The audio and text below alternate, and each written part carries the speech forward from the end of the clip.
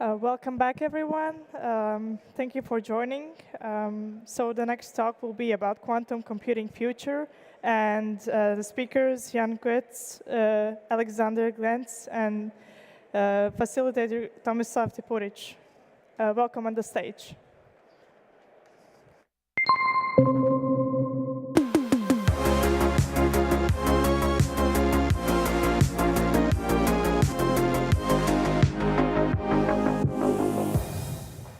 All right. Good morning, everyone. Hope you had some sleep after the party yesterday. I don't know how you woke up today and did you see the news, but don't look at the news at least until the end of this panel. I have with me two of the pioneers of the quantum computing, so we are going to talk about something which I truly believe is going to be the future of computing, and it's going to revolutionize and change the way that we approach some of the topics we can't even imagine nowadays. Because as you will hear from my panelists in a matter of minutes, we are better and better in computing, and Moore's law is here and everything else. But as I mentioned yesterday, we are approaching to the wall, and that wall is called a single atom of silicium. So basically, currently, the 3-nanometer technology that Apple is using is actually translated into 15 atoms, 1-5. So at some point, not that far in the future, we are going to hit the wall. And how to avoid hitting the wall, that's something what we are going to talk about today. So Alex is with me and Jan is with me to actually demystify the quantum computing, to actually hear what their companies are doing, what they're innovating on, and kind of give you the glimpse of the future that lies ahead. So, Alex, let's start with you. Let's try to define quantum computing for a non-expert, for somebody who hasn't heard about it up to now.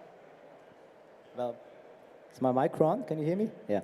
So basically, quantum computing is a new paradigm of computing based on the laws of quantum mechanics. So what's quantum mechanics? That's a revolutionary new mindset theory developed about 100 years ago by giants like Einstein, Schrödinger, Heisenberg, who came up with a completely new and revolutionary theory of single atoms and light. So they, for the first time, could explain how a single atom could interact with a light particle. And in order to explain that, they had to give up some concepts which are so familiar to us. For example, these quantum objects, they could be in two different states at the same time. It's like if our planet Earth would rotate clockwise or counterclockwise at the same time. Something which, for our human minds, is just not explainable. We don't have that in our macroscopic world. That's why it's so crazy to understand that. And I think in the last couple of decades, we probably not really understood what quantum mechanics is, but we could make it useful. And we are at the stage now where we said, okay, let's accept the world is so crazy.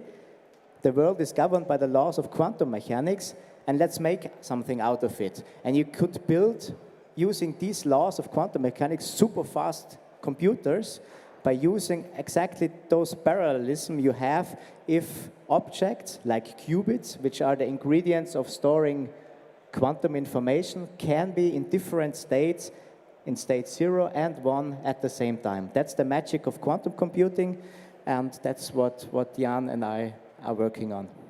Great, thank you for that. So, Jan, can you actually tell us what does your company do? So what part of quantum computing universe are you currently trying to figure out? Right, so I think after the explanation of quantum in general, one has to understand that to build these computers, there are different modalities still. So Alexander and I, we are using different ways of building the actual computers. And it's still very early days. I mean, the whole field started in the university, as many fields, and maybe since 2015 or so, we see first startups and also larger corporations building quantum computers. And this is also what we do as a company. So we build the full systems, starting from the hardware. hardware. So we actually have a small chip factory where we build and produce quantum processors, which works very similar to normal processors. So it's a silicon chip, and then lithography tools, and then we implement, in our case, microwave structures on them.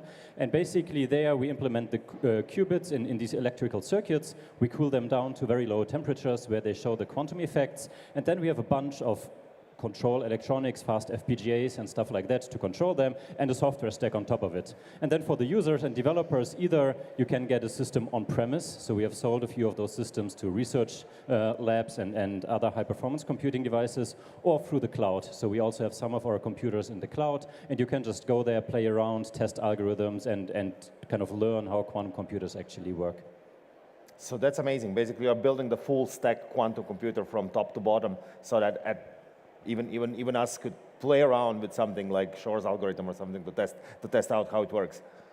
Well, Shor's algorithm is maybe still a bit, so for those who don't know, this is the algorithm that could break encryption. Of course, you can maybe do some proof of concepts. But basically, where we currently are in the field is that companies have maybe tens of these qubits, and then they can run maybe hundreds or a few hundreds or so of gates, so operations on those qubits. And this is not enough for doing anything commercial. Actually, the biggest problem is that these qubits, they're not perfect, and they lose the quantum information in quite short amount of time. And to overcome this, one needs to implement error correction, which is a well-known phenomenon also from normal computing.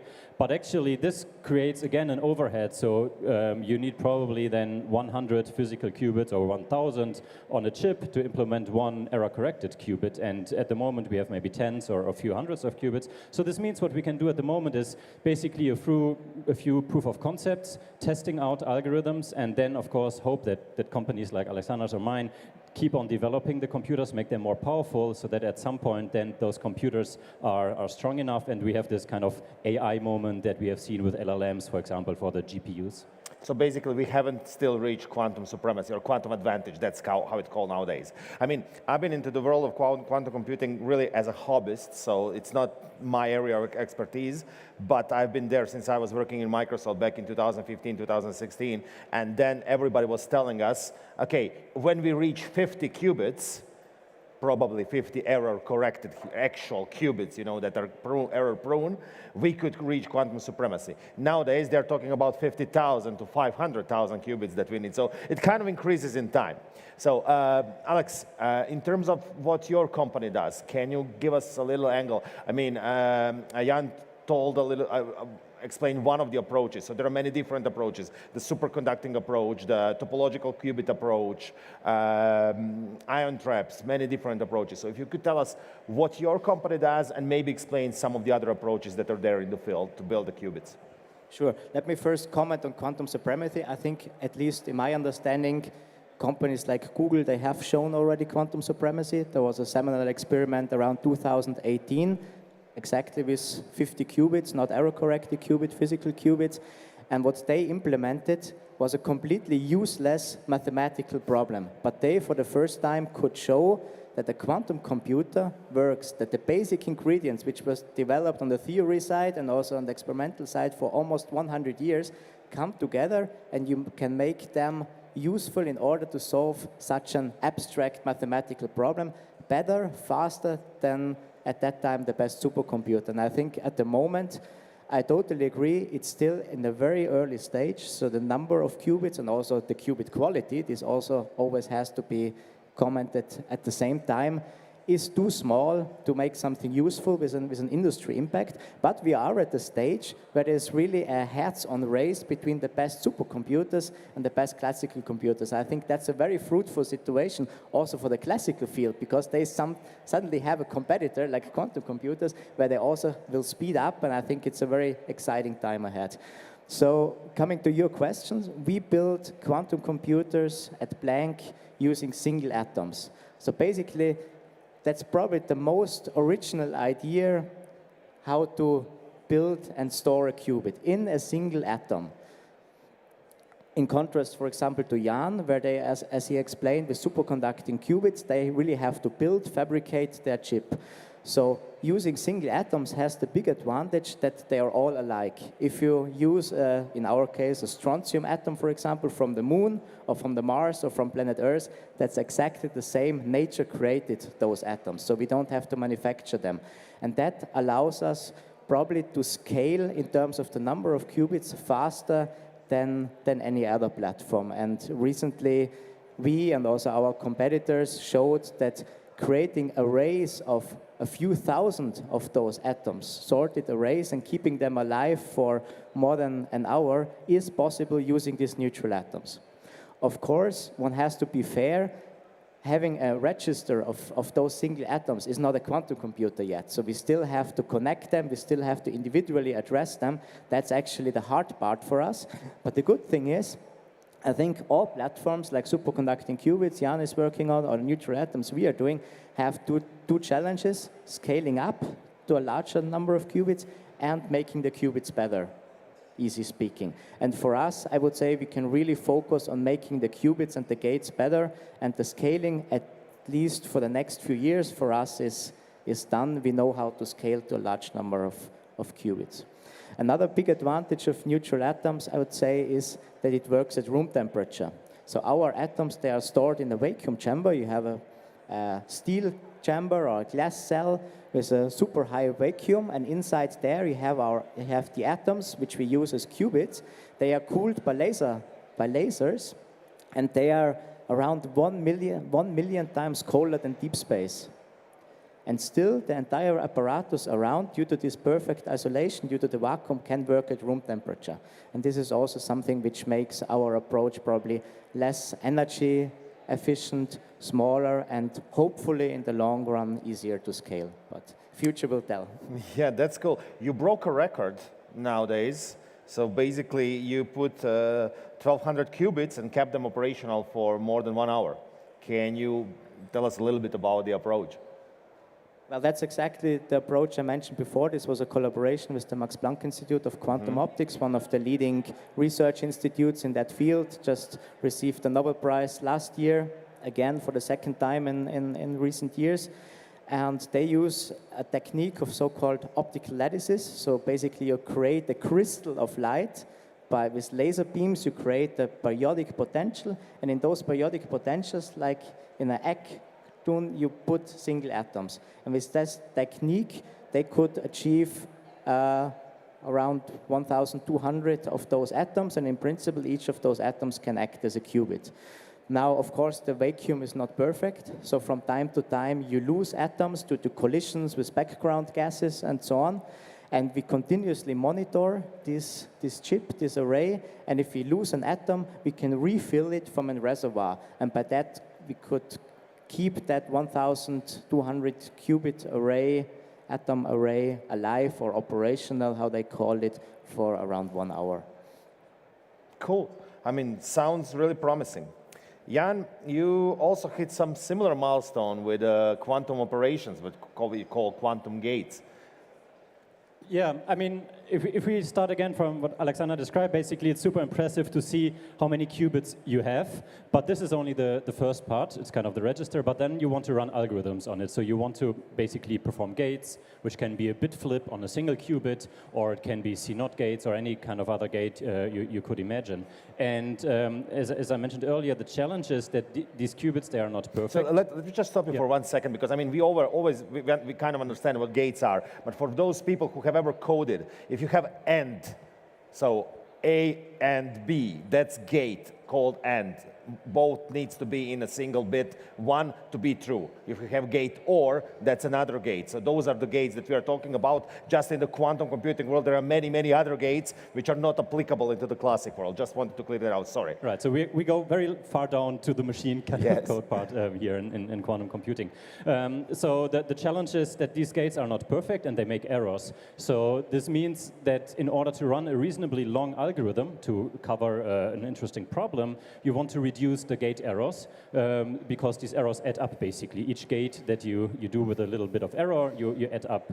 So this is why you want to bring up these so-called, what we say, fidelities. And this is something that we have been focusing here in this work, where we reached a new record in 2-qubit gate fidelity, which is then the kind of next goal in order to really run long algorithms if you want to try out some whatever optimization problem or things like that. Because this is where the computational power in the end comes from, is from the entanglement. So in addition to superposition, what was described, the second quantum ingredient is the entanglement. So two or more qubits share the information. And this is what we do with those gates. And this is where basically the huge computing power comes from, because you can imagine a qubit mathematically as a 2x2 matrix. And then entanglement basically means a matrix multiplication, so you span a 4x4 space. And then if you entangle a third qubit, you span up an 8x8 space. And basically your computational space grows exponentially with the number of qubits. And this is ultimately where the computational power comes from. But this only works if the gates work at high enough fidelity.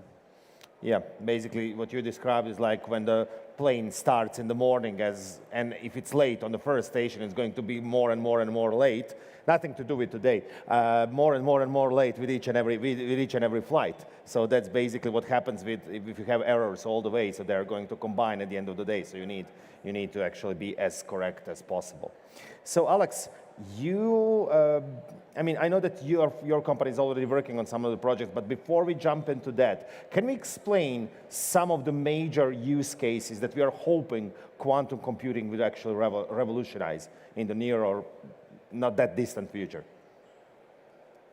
Well, let's start historically. I think the whole field really got a boost and got really excited about, I think, 1995, and Peter Shor developed the so-called Shor's algorithm, which, as Jan explained before, could break encryption, could break RSA encryption. And that was kind of a wake-up call, I think, for the entire world, that at that point, it was not clear at all how to build a quantum computer at all. But if such a device would exist, it could threaten the security of the world. Now, ironically, I would say this was the first algorithm, but it's probably still the hardest to achieve. You need millions of qubits, and hopefully the world at that stage, when our quantum computers are ready to run Shor's algorithm for a decent number, the world already moved to post-quantum encryption, so there are ways to also secure your communication, which even a quantum computer cannot break. And I think intermediate, there are now very exciting use cases, in particular material science or drug discovery. So I think that's a low-hanging fruit. Whenever you want to simulate a material which intrinsically has quantum effects, then a classical computer is bad. Let's give you an example. If you have a simple molecule like caffeine or aspirin, which has around 20-25 atoms, the quantum information, which is can be stored in such a simple molecule, is around 10 to the 40, 10 to the 50. To have a feeling about that number, that's approximately the number of atoms our planet Earth consists of. So if you want to store the entire information quantum mechanically in a single caffeine or a single aspirin molecule, then you need a classical computer which uses every single atom of this planet world as a bit. And that's why this is so ridiculous, and nobody's doing that. And you can simulate quantum materials only with really huge approximations. And this has implications in finding new materials, better effective materials with specific properties, finding drugs in medicine, or better batteries. And these are all exciting problems on the material side where I think quantum computer has a huge benefit. I mean, that's amazing. The one example that I usually like is the initial state of ferredoxin. Ferredoxin is basically the molecule that's responsible for the way how plants are actually generating energy from the whole photosynthesis processes. And without knowing the actual quantum structure, we can't simulate that process ourselves. And that's one thing that people are hoping that could serve, that could actually resolve the world energy problems. We need quantum computer for that to understand it. So that's the similar example as you said, because the world is naturally quantum. That's what Richard Feynman said back in the day. So Jan, a little bit towards the approach of what your company actually does with quantum computers. We said, okay, you're building the full-blown machines, but you're also putting them in the cloud. One of such clouds you actually built in Munich. That's your data center there. And so what's the motivation? What's the idea of the whole quantum data center that you built?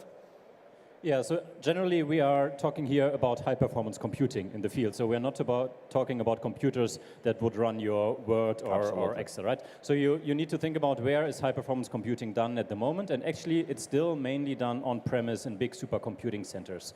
And this is one part of our business that we sell into these supercomputing centers. But of course, in order to make sure that the field advances, in order to grant access and to developers and also to industry customers who are not yet willing to maybe invest millions into a quantum computer, it is super helpful if you could grant access through a cloud so that people can just play around with the quantum computers.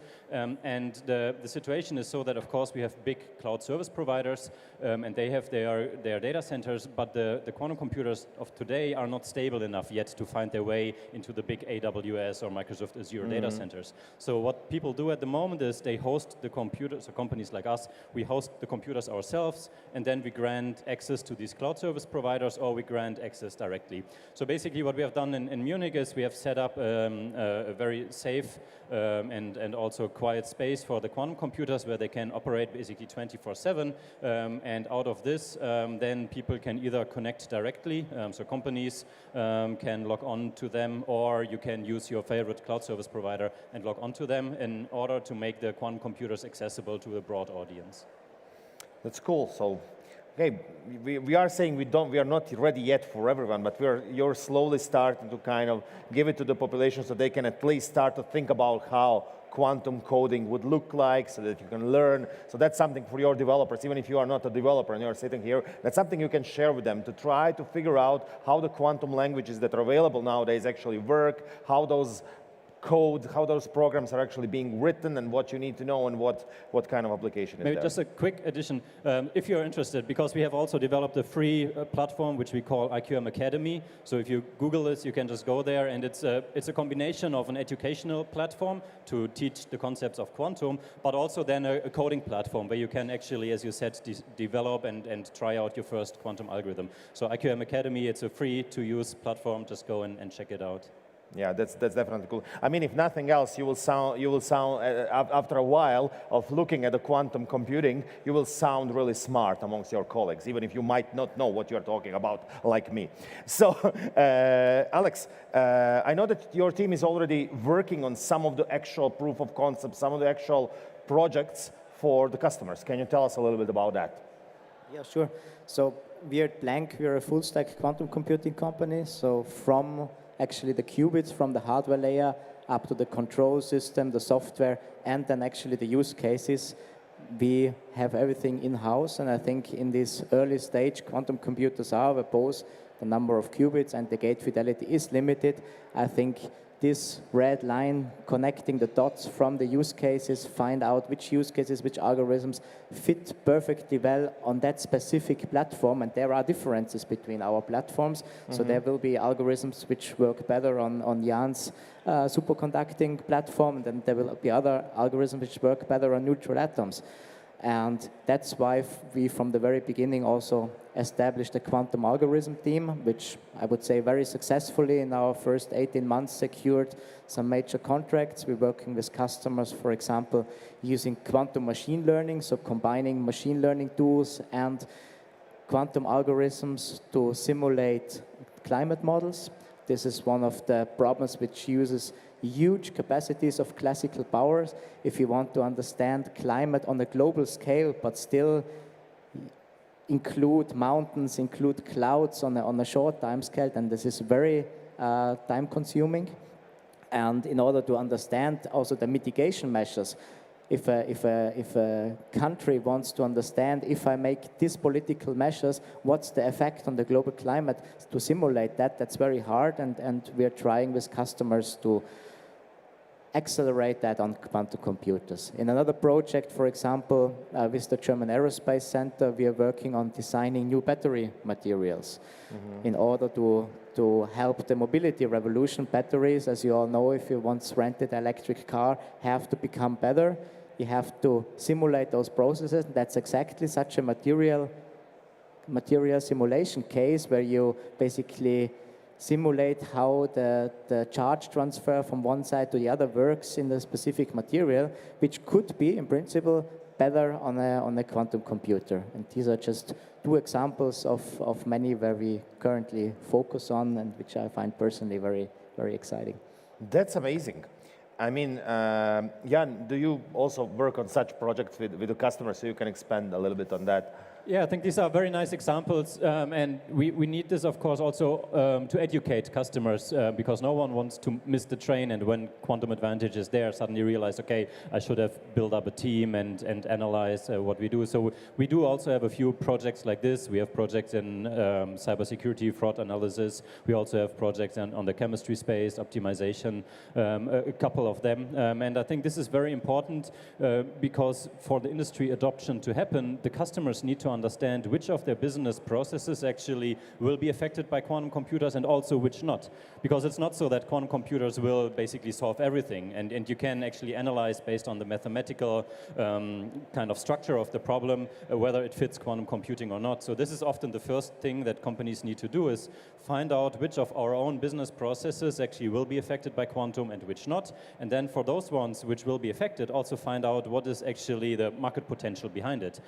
Because if there's only very small market potential, maybe you can just continue with your current solution. So this is also something that we do together with the customers, kind of be together with them on this journey where they get quantum ready, so to say, and then run these kind of proof of concepts together. So like ideation projects and exactly, kind of working through them and trying to figure out the best candidates. That's amazing. So we have 4.5 minutes left. So do we have some questions from the audience? Cynthia is going to come. So you have the app. There's no direct questions. So thank you for discussion, first of all. A few related questions, what you already mentioned. Maybe could you share some more examples from the real business cases where the quantum computers are applied, and does it really work in production at the moment? Maybe I can give one more example, which I find kind of illustrative, which is optimizing the train schedule.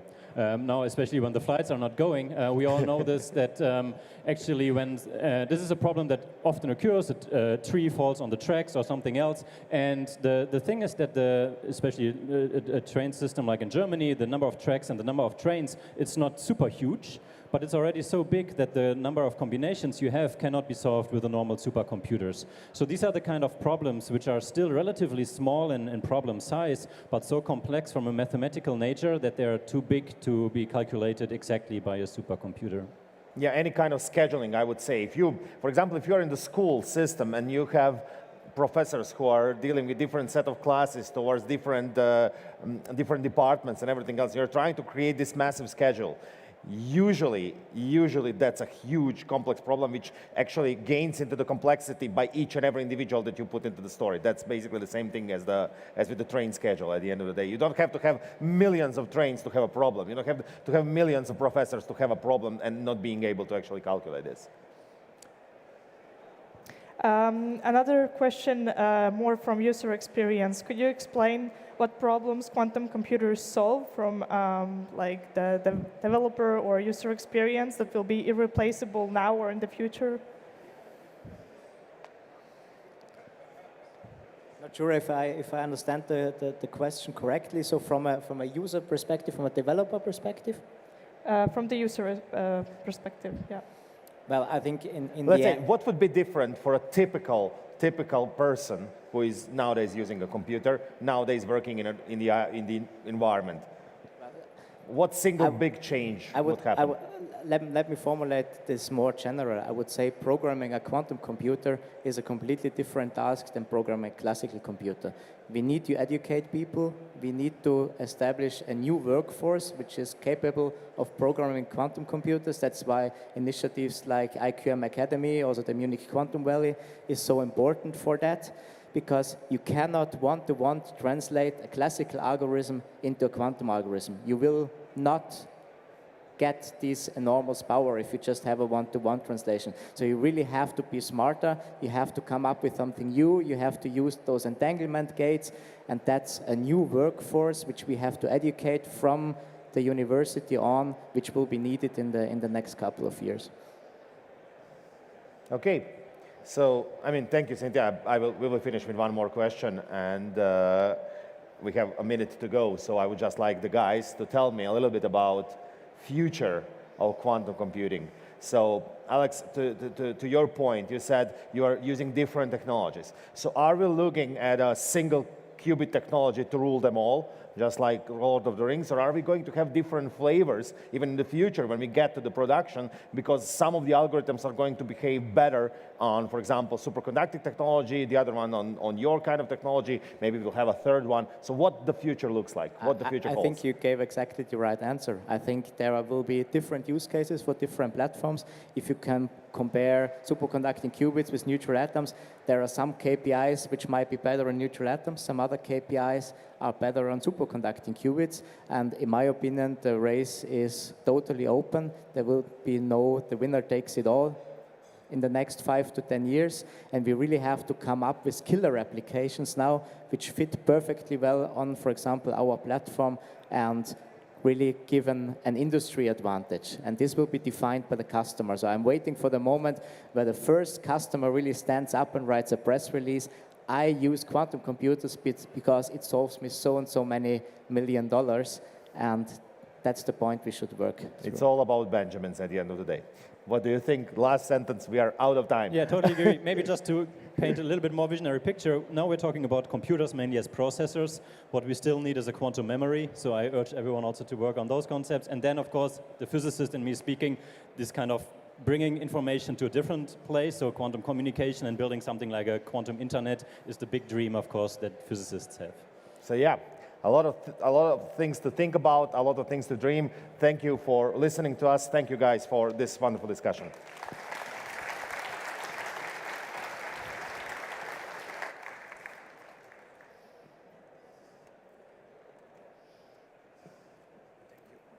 Thank you. Das nächste Panel ist gestrichen. Wir haben jetzt Pause bis 12 Uhr. Yeah.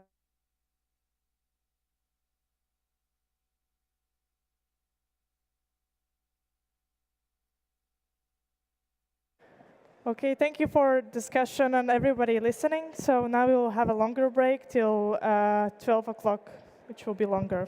Yeah, thank you.